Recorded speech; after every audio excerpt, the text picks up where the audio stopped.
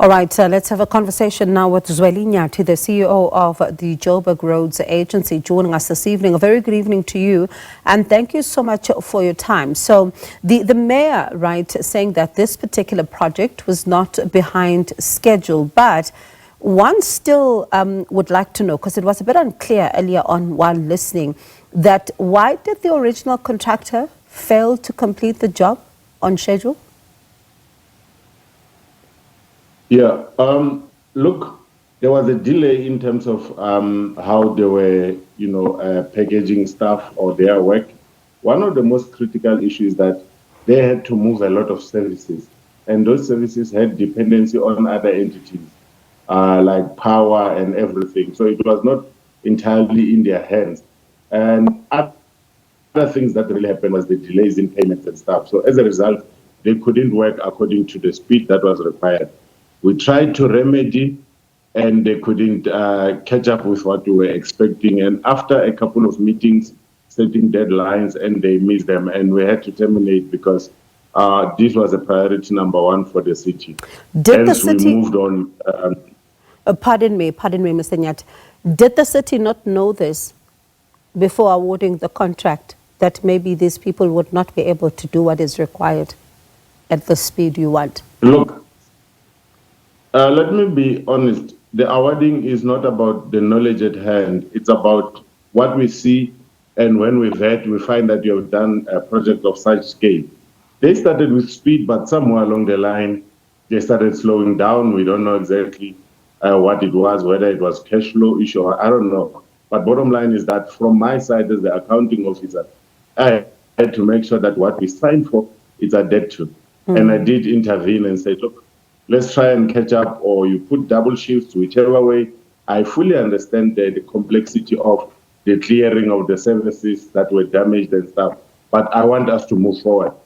And that couldn't be met. Unfortunately, I couldn't play a waiting game anymore.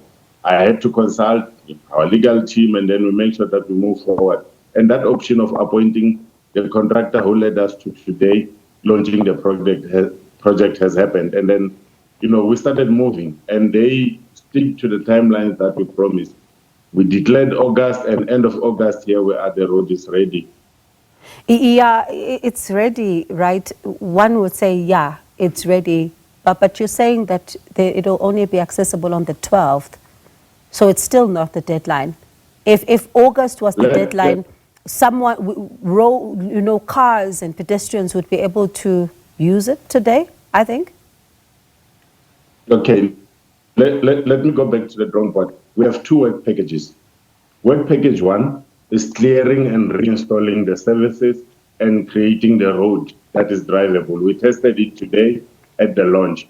What is left as the snags of phase one is just some pavement completion. The pavement is already there, but around things like manholes and stuff, you need to put special cement and other things. That's basically what it is. It's just the snags that we're attending to, but the road is complete. We were driving on it today. I suppose then, one would still argue to say that it's not fully ready, because by now probably one would have expected no work at all was to be done. But to another point that I still want to talk to you about, right? You said earlier on that the explosion has given the JRA an opportunity to check underneath the city because it was not able to do this before. What was stopping you? Okay, let me put it this way. Underneath the services that are there, they are from other sister entities. You have your Egoli gas, which is not owned by us. You have the power, you have water and other things. Our business really is on top of the road. But the minute that happens, we had to go underneath and check some of the services that are being used by the entities underneath our roads. And that's when we discovered everything. But at the same time, one needs to understand that in those columns that are underneath, there's a gas buildup. It can be methane, it can be from sewer, because we have sewer lines that are running there. We also have other related issues like smokes and other things. And ruling away the issue of illegal mining, this was just a gas explosion based on what we discovered. And for us, we are creating a road that will be easy to access by our counterparts underneath, be able to check services. We're putting them in a right way. We have food sensors, gas detection, everything that will make sure that in future we don't have a recurrence of such issues. So we can be able to be proactive. So it won't happen again, you're saying? Around the area where we have put this, it won't happen. We'll detect earlier. Remember, the network of Johannesburg underneath is very big. There's old tunnels that have been abandoned that we don't even know what they were for. But our business as Jare is just on top of the road. However, when we fix, we are not negligent. We make sure even the infrastructure that's underneath is in good condition. One of the issues that we do is stormwater.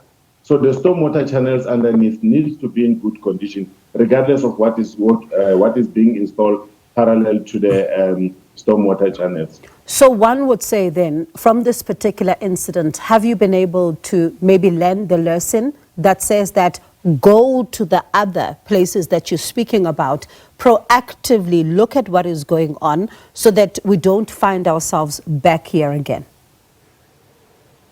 Yes, I will say that the work has never stopped.